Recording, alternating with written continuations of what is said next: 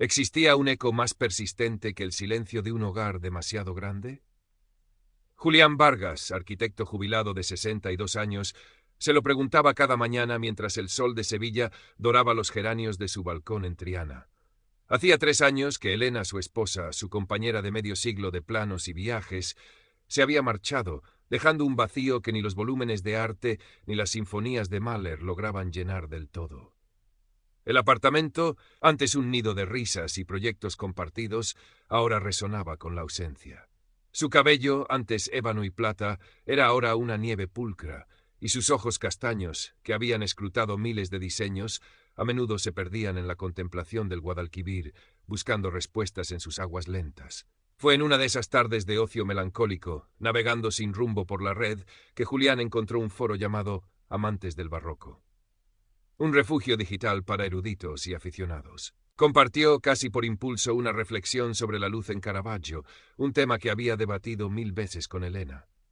Al día siguiente, entre notificaciones de noticias y correos insulsos, un mensaje privado resaltó. Lo firmaba una tal Isabella Rossi. «Estimado señor Vargas», comenzaba con una formalidad que a Julián le pareció encantadora, casi anacrónica. He leído con sumo interés su apreciación sobre Caravaggio. Pocos entienden la revolución de su claroscuro como usted lo ha expresado. Soy curadora de arte en Bogotá, y su sensibilidad me ha conmovido. Julián, un hombre que había diseñado edificios para resistir el tiempo, sintió como una estructura interna, debilitada por la soledad, se estremecía. Respondió con cautela al principio, pero la inteligencia y la aparente erudición de Isabella lo desarmaron. Pronto, el foro se quedó pequeño y migraron a una aplicación de mensajería instantánea. Las conversaciones se alargaban hasta la madrugada sevillana, el mediodía bogotano. Isabella era un torrente de conocimiento sobre el arte colonial, la música andina, la poesía de Mutis. Le habló de su trabajo en la preservación del patrimonio, de su familia, una estirpe de hacendados cultos, pero con un punto de complejidad, como ella decía con un suspiro virtual. Le envió fotos. Ella, una mujer de unos 45 años, de belleza serena y elegante, a veces en una galería, a veces en lo que describía como la vieja casona familiar, un poco destartalada pero llena de historia. Julián, a su vez, le mostró Sevilla a través de su móvil, los rincones que amaba, los patios llenos de bugambillas, la giralda recortada contra el cielo añil. Se sentía como un adolescente, redescubriendo el mundo a través de los ojos de otra persona. Elena siempre estaría en su corazón, pero Isabella era una promesa de sol en un otoño que él creía perpetuo. Las semanas se convirtieron en meses. La intimidad crecía con cada mensaje, cada confidencia. Isabella conocía sus gustos, anticipaba sus pensamientos. Le confesó que padecía una dolencia intermitente, nada grave, pero que a veces la postraba y la hacía sentir vulnerable, especialmente porque su hermano, un hombre pragmático, demasiado terrenal, no entendía su dedicación al arte ni sus achaques. Un día, con evidente vergüenza en sus mensajes de voz, su voz melodiosa, con un leve acento que a Julián le resultaba embriagador, le pidió un favor. Necesitaba 2.500 euros. Un tratamiento médico experimental, una última esperanza para esas migrañas que la atormentaban, no cubierto por su seguro y que, por supuesto, no quería pedirle a su familia. Me siento tan avergonzada, Julián querido, pero eres la única persona en el mundo en quien confío plenamente. Julián no lo dudó, que eran 2.500 euros comparados con el alivio de esa mujer que le había devuelto la luz a sus días. Hizo la transferencia sintiendo una mezcla de caballerosidad y un leve, casi imperceptible cosquilleo de inquietud que ahogó rápidamente. Isabella se deshizo en agradecimientos. Eres mi ángel, Julián. No sé cómo podré pagarte. Tu amistad es pago suficiente, respondió él, sintiéndose el protagonista de un noble romance epistolar. Poco después, Isabella le confesó su gran proyecto, su sueño y su tormento. La hacienda familiar en las afueras de Bogotá, una joya arquitectónica del siglo XVIII, con una capilla que albergaba unos frescos coloniales de valor incalculable, estaba en peligro. Su hermano, el pragmático, quería venderla. Una cadena hotelera internacional ofrecía una fortuna. Planeaban convertirla en un resort de lujo, destruyendo su esencia. No puedo permitirlo, Julián, le escribió con palabras cargadas de angustia. Esa hacienda es el alma de mi familia, es historia viva. Sueño con convertirla en un centro cultural, una residencia para artistas, un faro de belleza. Pero necesito ayuda. Fue entonces cuando la idea tomó forma, como una acuarela delicada. Le propuso a Julián ser su socio, su mecenas, su compañero en esa cruzada, comprar la parte de su hermano, restaurar la capilla, crear juntos ese refugio para el arte. Imagina, Julián, le susurraba en los mensajes, tú y yo, paseando por esos corredores llenos de historia, supervisando la restauración de los frescos, recibiendo artistas de todo el mundo. Una nueva vida para ambos. La perspectiva era vertiginosa, embriagadora. Para formalizar las cosas entró en escena Ricardo Gómez, supuesto abogado y gestor financiero de Isabella, un hombre de voz engolada y verbo florido que contactó a Julián por correo electrónico y alguna llamada transoceánica. Don Julián, decía con solemnidad, doña Isabella me ha puesto al tanto de su generosa disposición. La operación es compleja, requiere discreción y movimientos financieros precisos para proteger el patrimonio de las garras de acreedores y de la mala fe de ciertos familiares. Explicó la necesidad de una primera inversión de buena fe de 20.000 euros para asegurar opciones de compra y cubrir gastos legales preliminares. El dinero, insistió Gómez, debía transferirse a una cuenta especial en el extranjero para optimizar la estructura fiscal y agilizar los trámites en Colombia. Julián, aunque arquitecto y hombre de números, se sintió abrumado por la jerga legal y financiera, pero la confianza en Isabella era absoluta. Ella era la artista, la soñadora, Gómez, el técnico. Desempolvó sus ahorros, aquellos que guardaba para una vejez tranquila, quizás para ayudar a Sofía, su hija, con la entrada de un piso. Pero esto, se dijo, era más que una inversión, era un legado, una obra de arte en sí misma. Sofía Vargas era abogada, 35 años, inteligente y con los pies firmemente anclados en la tierra. Adoraba a su padre, pero desde hacía unos meses lo notaba diferente. Pasaba horas encerrado en su despacho con el ordenador, sonreía solo, a veces lo oía susurrar como si hablara con alguien. Y luego estaban las retiradas de dinero, primero pequeñas, luego más significativas. Cuando le preguntó, Julián se mostró esquivo. Asuntos míos, hija, inversiones personales. ¿Qué tipo de inversiones, papá? ¿Desde cuándo te interesan las finanzas internacionales?, insistió ella una tarde mientras tomaban un café en la Alameda. Julián suspiró. Es una amiga, Sofía, una mujer maravillosa, culta, sensible. Estamos planeando algo juntos, algo hermoso relacionado con el arte, en Colombia. ¿Colombia? Papá, ¿conoces a esta mujer en persona?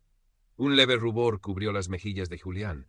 Aún no, pero es como si la conociera de toda la vida. Y pronto nos veremos. Vendrá a Sevilla. Sofía sintió un nudo de angustia. Había leído demasiado sobre estafas románticas, sobre perfiles falsos que encandilaban a personas vulnerables. Intentó advertirle con toda la delicadeza que pudo. Papá, ten cuidado. Internet está lleno de gente que no es quien dice ser. Julián se irguió, ofendido. ¿Me crees un ingenuo, Sofía? Sé lo que hago. Isabella es diferente, y Ricardo Gómez, su abogado, es un profesional intachable. La conversación terminó en un silencio tenso, el primero realmente amargo entre ellos en mucho tiempo. Mateo Herrera, viejo amigo y colega de Julián, también notó el cambio. Julián le habló de Isabella con un entusiasmo juvenil, le mostró alguna foto. Mateo, más cauto, intentó una aproximación diferente. Suena maravilloso, Julián, pero Colombia está lejos. ¿Has verificado bien todo? Ya sabes, esas historias que se oyen de gente que se aprovecha. Esto no es una de esas historias, Mateo, replicó Julián con firmeza, aunque una minúscula espina de duda sembrada por Sofía le pinchó fugazmente. Isabella es la antítesis de todo eso. Es la generosidad personificada. La espina se disolvió en la cálida marea de los mensajes de Isabella, que esa noche le habló de los colores del atardecer en la sabana de Bogotá y de cómo anhelaba compartirlos con él. La presión financiera aumentó. Complicaciones, como las llamaban Isabella y Gómez. El hermano de Isabella había interpuesto recursos dilatorios.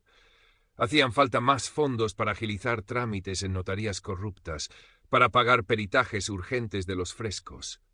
Julián vendió un paquete de acciones que le quedaba de su época dorada en la arquitectura. Luego un pequeño apartamento en la Macarena que tenía alquilado y que representaba una renta segura. Cada transferencia iba acompañada de promesas más encendidas de Isabella y explicaciones más enrevesadas de Gómez. Ya casi lo tenemos, Julián. Un último esfuerzo y la hacienda será nuestra, le aseguraba ella. Y entonces la gran noticia. Isabella vendría a Sevilla. En 3 semanas. Le envió una copia de su billete de avión, un itinerario detallado. La alegría de Julián fue inmensa. Reservó la mejor habitación en el Hotel Alfonso Trecho, imaginando cenas románticas, paseos cogidos de la mano por el barrio de Santa Cruz, presentarle a Sofía y a Mateo, demostrarles que su amor, su proyecto, era real. La vida volvía a tener sentido, un propósito luminoso. Contaba los días, las horas. A una semana del supuesto viaje, la llamada de Isabella lo despertó en plena noche. Su voz, entrecortada por sollozos, era un hilo de desesperación. Julián, amor mío, ha ocurrido una catástrofe. El hermano, en un acto de vileza inaudita, había conseguido una orden judicial para congelar todas sus cuentas, todos sus activos en Colombia. No tengo nada, Julián, nada. No puedo acceder a mi dinero, no puedo pagar el billete, no puedo salir del país. Me tienen atrapada. Julián sintió que el suelo se abría bajo sus pies. ¿Pero cómo? ¿Y el viaje? ¿Y la hacienda? Todo está en peligro si no actuamos ya, gimió Isabella. Ricardo dice que hay una forma, una última forma. Si conseguimos 50.000 euros, podemos desbloquear una cuenta secundaria, una que mi hermano no conoce. Con eso podré viajar y desde Sevilla lucharemos. Es nuestra única oportunidad, Julián, la última. 50.000 euros. Julián ya no tenía esa cantidad, había liquidado casi todo. Solo le quedaba su piso en Triana, el hogar que había compartido con Elena, los ahorros de toda una vida materializados en aquellos ladrillos cargados de recuerdos. Julián, la voz de Isabella era un susurro desgarrador. Ricardo me ha dicho que podrías hipotecar tu apartamento. Sé que es monstruoso pedírtelo, pero es por nosotros, por nuestro futuro, por la hacienda. Te lo devolveré todo, te lo juro, por lo más sagrado. En cuanto llegue a Sevilla y vendamos una pequeña parte de los terrenos como teníamos planeado. Hipotecar su casa. Las palabras resonaron en la mente de Julián como campanas fúnebres. Miró a su alrededor, las estanterías llenas de libros, las fotos de Elena sonriendo desde marcos de plata.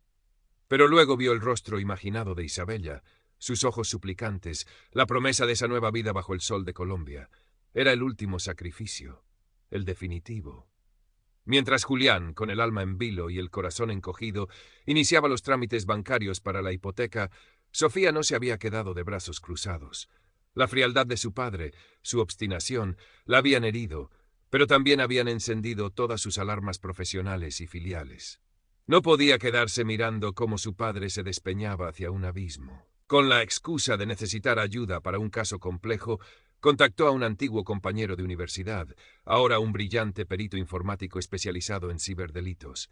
Le contó la historia, le mostró los pocos datos que tenía, el nombre de Isabella Rossi, algunos correos de Ricardo Gómez, las supuestas fotos de la hacienda. El trabajo del perito fue rápido y demoledor. Las elegantes fotografías de Isabella Rossi resultaron ser de una actriz brasileña de segunda fila, cuyas imágenes habían sido robadas de antiguas campañas publicitarias de hacía más de una década. La majestuosa hacienda cafetera era una composición de varias imágenes de stock de hoteles boutique y fincas turísticas en diferentes partes de Colombia. No existía ningún abogado llamado Ricardo Gómez en el Colegio de Abogados de Bogotá, ni en ningún registro mercantil fiable. Las primeras transferencias de Julián habían sido trianguladas a través de múltiples cuentas en paraísos fiscales, perdiéndose finalmente en el vasto océano de las criptomonedas. Era un entramado profesional, frío, calculado. Sofía sintió que el aire le faltaba. La rabia y la pena la ahogaban. Su padre, un hombre tan inteligente, tan culto, había sido engañado de la forma más cruel. Tenía que detenerlo antes de que firmara esa hipoteca, antes de que perdiera lo último que le quedaba. El día señalado, Julián se vistió con su mejor traje, uno que no usaba desde la boda de la hija de Mateo. Intentaba infundirse un ánimo que no sentía. El director del banco lo esperaba. Los papeles estaban listos. Solo faltaba su firma. Cogió la pluma, la tinta negra a punto de sellar su destino. En ese instante, la puerta del despacho se abrió de golpe. Era Sofía. Pálida, los ojos encendidos de una furia dolorosa. «¡Papá, no firmes!», gritó los pumopesles en la mano. «No firmes nada». El director del banco la miró con sorpresa y desaprobación. Julián sintió una oleada de vergüenza y enfado. «Sofía, ¿qué haces aquí? ¿Cómo te atreves?» «Te están engañando, papá», exclamó ella, la voz rota. «Todo es mentira. Isabella no existe. Gómez es un fraude. Mira, mira estas pruebas. Le arrojó los informes sobre la mesa, fotos, capturas de pantalla, análisis de las transferencias. Julián miró los papeles sin verlos realmente. Su mente se negaba a procesar la información. Era un ruido blanco, un ataque a su realidad, a su sueño. No, no puede ser, balbuceó. Isabela, ella me ama. El viaje. No hay viaje, papá. Nunca lo hubo. Sofía sacó su móvil. Llámala ahora, delante de mí. Con manos temblorosas, Julián marcó el número de Isabella, aquel que tantas veces le había susurrado palabras de amor y esperanza. Sonó 1, 2, 3 veces, y luego una escueta grabación. El número marcado no existe. Volvió a intentarlo. Intentó enviarle un mensaje. No entregado. Trató de acceder a su perfil en la aplicación de mensajería. El perfil había desaparecido, como si nunca hubiera existido. Julián se quedó mirando el teléfono, una pequeña losa de cristal y metal en su mano temblorosa. Luego alzó la vista hacia los papeles que Sofía había esparcido sobre la pulida mesa del director. Las fotos de la actriz brasileña sonriendo con una coquetería impersonal. Las imágenes de la hacienda descompuestas en sus fraudulentos elementos. Todo el edificio de sus ilusiones, aquella arquitectura de amor y futuro que había construido con tanto esmero en su mente, se vino abajo con un estruendo silencioso, dejándolo sepultado bajo los escombros de la verdad. Dejó caer la pluma. Un borrón de tinta negra se expandió sobre el contrato de la hipoteca, como una mancha irreparable en el tejido de su vida. Las semanas que siguieron fueron un borrón de vergüenza y desesperación. El apartamento de Triana, que había estado a punto de perder, ahora le parecía una cárcel llena de fantasmas. El de Elena, cuyo legado casi había dilapidado, y el de Isabella, la quimera que lo había despojado de casi todo lo demás. Julián apenas comía, apenas dormía. Se sentaba durante horas en su sillón, mirando un punto fijo en la pared, repasando cada mensaje, cada foto, cada promesa de Isabella, buscando el instante exacto en que la mentira había echado raíces. El momento en que él, el arquitecto de estructuras sólidas, había permitido que construyeran sobre sus cimientos más vulnerables. Sofía fue su ancla, a pesar de la tormenta que también había sacudido su relación. Superada la rabia inicial, solo quedaba en ella un profundo dolor por su padre y una determinación férrea por ayudarlo a salir del pozo. Lo obligaba a levantarse, a dar pequeños pasos por la orilla del Guadalquivir, aunque Julián caminara como un autómata, con la mirada perdida. Contrató a un terapeuta especializado en víctimas de fraude. Las sesiones eran duras. Julián se resistía a hablar, a revivir la humillación. La palabra estafa le quemaba en los labios. Él, que siempre se había apreciado de su inteligencia y su perspicacia. Mateo también estuvo presente, con la discreción y la lealtad de los viejos amigos. No hacía preguntas incómodas, no ofrecía consejos fáciles. Simplemente estaba allí para una partida de ajedrez silenciosa, para compartir un vino sin necesidad de palabras, para recordarle a Julián que más allá del espejismo colombiano existía una vida real, afectos tangibles. Poco a poco, con una lentitud exasperante, Julián comenzó a emerger de la niebla. La terapia le ayudó a poner nombre a la manipulación que había sufrido, el love bombing inicial, el aislamiento progresivo, la creación de una dependencia emocional, la escalada de las peticiones financieras bajo pretextos cada vez más dramáticos. Entendió que Sombra, el titiritero detrás de la máscara de Isabella, era un profesional del engaño, un depredador que había estudiado sus vulnerabilidades como un entomólogo estudia a su presa. No era personal, o al menos no solo personal, era un negocio cruel y eficiente. Una tarde, Sofía llegó con una noticia. A través de sus contactos y la persistencia del perito informático, habían logrado rastrear algunas de las últimas transacciones de criptomonedas hasta un exchange que, presionado por una investigación internacional más amplia sobre una red de estafas con epicentro en Bogotá, había proporcionado datos fragmentarios sobre algunas cuentas. Era una pista tenue, casi insignificante en el gran esquema de las cosas, pero por primera vez, la entidad abstracta de Sombra pareció adquirir una leve, remotísima posibilidad de ser algo más que un fantasma digital. No recuperaremos el dinero, papá, lo sabes, dijo Sofía con suavidad, sentándose a su lado en el viejo sofá de cuero. Pero quizás esto sirva para que otros no caigan, para que se sepa que esta gente no opera con total impunidad. En el pequeño apartamento de un barrio popular de Bogotá, lejos del glamour de la Candelaria que Isabella describía, Leo, alias Sombra, un joven de 20 años con ojos cansados y dedos ágiles sobre el teclado, cerró la carpeta digital etiquetada como Julián Vargas Seb. Un objetivo rentable, aunque el tramo final se había complicado más de lo previsto por la intervención de la hija. Desechó la tarjeta SIM asociada a Isabella Rossi y seleccionó una nueva de su colección. Abrió otra carpeta en su encriptado disco duro, Víctor Sánchez BCN. Un empresario textil de Barcelona, recientemente divorciado, aficionado a la ópera y a los vinos caros. Ya tenía las primeras fotos para el perfil de Alessia, una supuesta galerista de arte italiana con problemas financieros y un corazón sensible. El ciclo volvía a empezar. En una pantalla secundaria, un titular de un periódico digital español informaba brevemente sobre el aumento de las estafas románticas a personas mayores. Leo sonrió con cinismo. El mundo estaba lleno de solitarios anhelando una ilusión. Él solo les ofrecía lo que pedían, a un precio. Meses después, en un discreto centro cívico del barrio de Los Remedios, en Sevilla, Julián Vargas se encontraba sentado en un círculo de sillas de plástico. Eran una docena de personas, hombres y mujeres de diferentes edades y procedencias. Algunos parecían avergonzados, otros aún mostraban la rabia en sus ojos. Unos pocos simplemente tenían la mirada vacía de quien lo ha perdido todo. Era su primera reunión en el grupo de apoyo a víctimas de fraudes y estafas online. Una psicóloga coordinaba la sesión. Cuando le llegó el turno de hablar, Julián sintió que la voz se le ahogaba. Las palabras parecían negarse a salir, aprisionadas por la vergüenza y el dolor. Miró a su alrededor, los rostros de aquellos desconocidos que compartían una herida similar. Vio a una mujer de su edad que lloraba en silencio mientras contaba cómo un supuesto ingeniero petrolífero en una plataforma le había sacado los ahorros de su jubilación. Vio a un joven que había perdido el dinero de su beca por una falsa oferta de inversión en criptomonedas. Ya no se sentía tan solo en su desgracia. Tomó una profunda bocanada de aire. «Me llamo Julián», comenzó, la voz apenas un susurro al principio, pero ganando algo de fuerza a medida que hablaba. Y creí haber encontrado el amor, una segunda oportunidad, en Internet.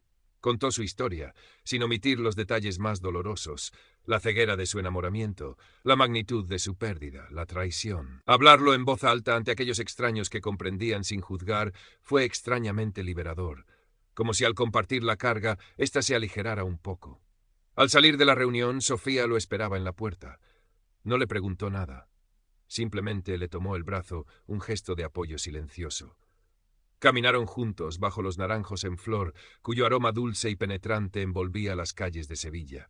El sol de la tarde doraba la Giralda a lo lejos. Julián la miró, no como un turista, sino como alguien que redescubre un viejo amor, uno real, tangible, que siempre había estado allí. La herida seguía abierta, y la cicatriz sabía sería profunda y duradera. El dinero se había ido para siempre. Pero mientras caminaba junto a su hija bajo el cielo limpio de su ciudad, Julián sintió, por primera vez en mucho tiempo, que quizás, solo quizás, la arquitectura de su propia vida aún podía ser restaurada, no sobre los cimientos de una ilusión exótica, sino sobre la verdad austera pero sólida del afecto y la resiliencia. Pero mientras caminaba junto a su hija bajo el cielo limpio de su ciudad, Julián sintió, por primera vez en mucho tiempo, que quizás, solo quizás, la arquitectura de su propia vida aún podía ser restaurada, no sobre los cimientos de una ilusión exótica, sino sobre la verdad austera pero sólida del gris. El camino sería largo, pero ya no lo recorrería solo. El proceso fue arduo. Las noches seguían siendo largas, pobladas por los fantasmas de las promesas incumplidas y el eco de las palabras melosas de Isabella. Julián se despertaba a menudo con el corazón palpitando, reviviendo el instante de la revelación en el banco, la fría certeza del engaño. Pero ahora, en lugar de hundirse en la autocompasión, se obligaba a levantarse, a seguir la rutina que Sofía y su terapeuta le habían ayudado a establecer. Pequeños gestos. Hacer la cama, preparar un desayuno frugal, leer el periódico en el café de siempre, aunque al principio las letras danzaran ante sus ojos sin transmitir significado alguno. Las reuniones del grupo de apoyo se convirtieron en un pilar. Escuchar otras historias, algunas incluso más desgarradoras que la suya, le proporcionó una perspectiva diferente. Vio el patrón, la metodología fría y repetitiva de los estafadores, la forma en que explotaban las vulnerabilidades humanas más universales. la soledad, el deseo de ser amado, la esperanza de un futuro mejor. Dejó de sentirse como un tonto excepcional para verse como una víctima más de una industria delictiva cada vez más sofisticada. Compartió con el grupo los detalles de su caso, las tácticas de Isabella y Gómez, las fotos falsas, los argumentos financieros. Su experiencia, su dolor, servían ahora para alertar a otros, para ayudarles a identificar las señales de alarma. Sofía, con una tenacidad admirable, no cejó en su empeño de buscar alguna forma de justicia, por simbólica que fuera. Aunque las posibilidades de recuperar el dinero eran nulas y las de identificar a sombras remotas, colaboró con las autoridades españolas, proporcionando toda la documentación del fraude. Su caso se sumó a un creciente expediente sobre redes de ciberestafas transnacionales. Descubrió que la identidad falsa de Isabella Rossi había sido utilizada, con ligeras variaciones en la historia personal, para engañar a al menos otras 2 personas en Europa, un profesor jubilado en Francia y una empresaria divorciada en Italia. Las cantidades eran menores que las que Julián había perdido, pero el modus operandi era idéntico. La sensación de ser parte de una estadística era desoladora, pero también reforzaba la idea de que su error no había sido fruto de una estupidez particular, sino de una manipulación experta. Un día, Mateo lo invitó a su estudio. Había desempolvado unos viejos planos de un concurso al que se habían presentado juntos décadas atrás y que no habían ganado, un proyecto para un centro cívico en un barrio obrero de Sevilla. Siempre pensé que esta idea era buena, Julián, le dijo, extendiendo los amarillentos papeles sobre la mesa de dibujo. ¿Qué tal si la retomamos? No por dinero, claro, por el placer de diseñar, de crear algo real. Julián miró los planos. Recordaba la ilusión con la que habían trabajado en ellos, las noches en vela discutiendo cada detalle. Hacía tanto tiempo que no sentía esa chispa creativa, ahogada primero por la rutina de los últimos años de profesión y luego por el torbellino emocional de la estafa. Tomó un lápiz, casi con timidez. Sus dedos, al principio torpes, comenzaron a trazar líneas sobre un papel nuevo, modificando una fachada, repensando un espacio. Una sensación olvidada, la de dar forma a algo tangible, comenzó a fluir de nuevo por sus venas. No era el proyecto grandioso y exótico de la hacienda colombiana, era algo humilde, local, pero auténtico. Y por primera vez en muchos meses, Julián sintió que su mente se concentraba en algo que no era el recuerdo amargo de Isabella o el peso de sus pérdidas. Se concentraba en ángulos, en luces, en la funcionalidad de un espacio para la comunidad. La venta de su piso en Triana fue inevitable. Era demasiado grande, demasiado caro de mantener después del descalabro financiero y estaba demasiado cargado de recuerdos dolorosos.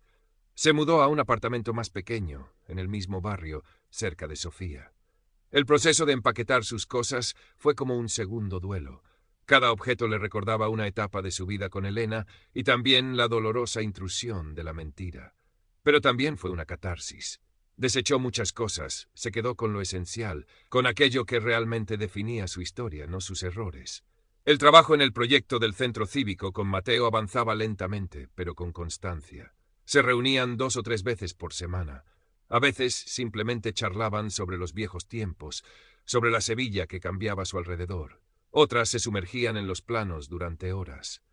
Julián descubrió que su mente, aunque herida, seguía siendo aguda, su visión arquitectónica intacta.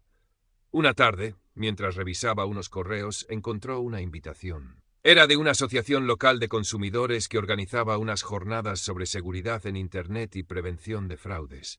Le pedían si estaría dispuesto a dar su testimonio.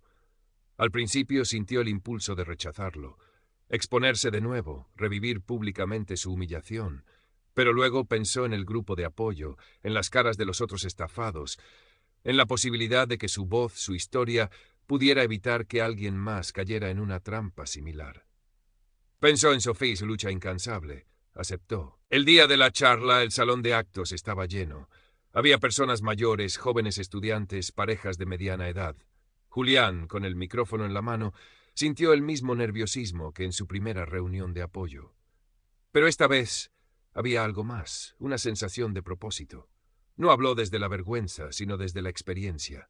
Contó la historia de Isabella, la seducción de sus palabras, la elaborada red de mentiras, la devastación final. No se pintó a sí mismo como un héroe ni como un tonto. sino como un ser humano que, en un momento de vulnerabilidad, había anhelado conexión y había pagado un precio terrible por ello. Cuando terminó, hubo un silencio denso, cargado de emoción. Luego, un aplauso tímido al principio, que fue creciendo hasta convertirse en una ovación cálida y respetuosa. Varias personas se le acercaron después para agradecerle su valentía, para compartir brevemente sus propias experiencias o temores. Un hombre joven le confesó que había estado a punto de invertir en un esquema que ahora, después de escucharlo, reconocía como sospechosamente similar. Julián no había recuperado su dinero, ni la inocencia perdida. Pero esa tarde, al salir del salón de actos y encontrarse con la sonrisa orgullosa de Sofía y el apretón de manos de Mateo, sintió que había recuperado algo mucho más valioso, una parte de su dignidad, y la certeza de que su dolor, transformado en advertencia, podía tener un significado. La sombra de Isabela seguía allí, en algún rincón de su memoria, pero ya no lo definía. Ahora era él quien decidía qué construir sobre las ruinas, y elegía hacerlo con los materiales de la verdad, la resiliencia y una esperanza cautelosa, pero real. La arquitectura de su nueva vida, aunque más modesta, sería sin duda mucho más sólida. Current Part Characters, 7368. Total Characters, 3155.